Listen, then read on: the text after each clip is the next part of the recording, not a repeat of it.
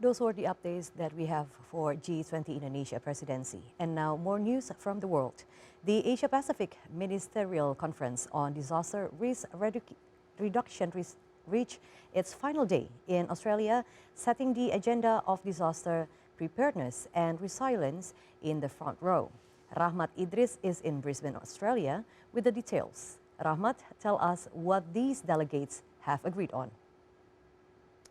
Yeah, well, the four-day event of the Asia Pacific Ministerial Conference on Disaster Risk Reductions here in Brisbane, Australia has come to a conclusion.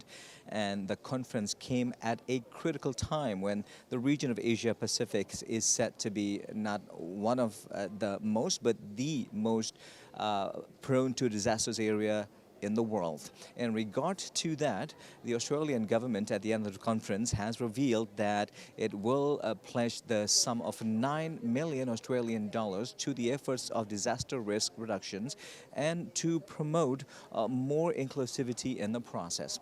The lump of $9 million will be disbursed in 3 years' time, with the principles and the focuses aimed towards more efforts of disaster risk reduction within the Pacific regions, namely the Pacific Islands regions and nations, as well as also to promote the switch of investments towards preparedness and also towards disaster risk reductions.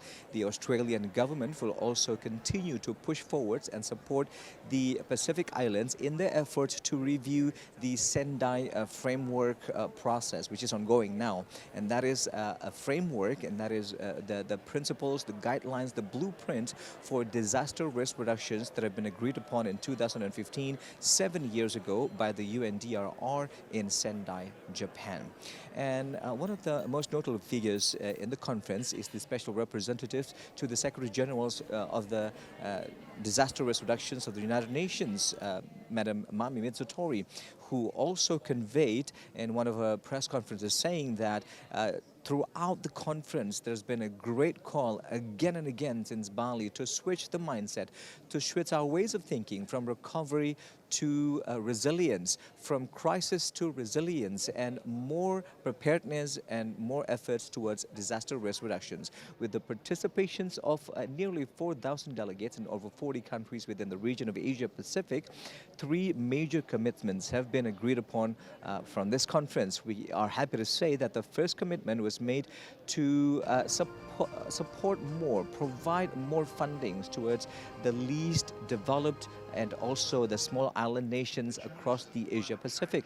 And the second commitment is also to provide support in the frame of a shockproof mechanisms to avoid more disruptions towards some of the most basic facilities such as hospitals and schools should disaster strikes. And the third and final commitment is to encourage and also to empower communities by way of also including more elements of society. More women should be involved in the process of disaster risk reductions, and more women should be in leadership positions, and also more elements of society such as the elders, those living with disabilities, and also marginalized communities should also be included in the process of disaster risk reductions. And all in all, we can say that the baseline of the conversations here at the conference of ministerial levels of the Asia Pacific for the disaster risk reductions was that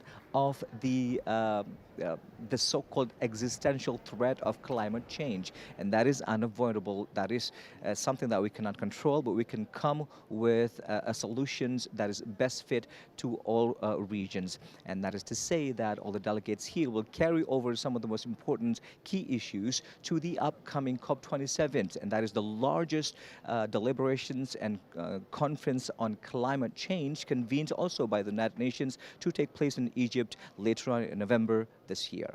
And from Brisbane, Australia, Rahmat Idris and Boni Mokalu reported for TVI.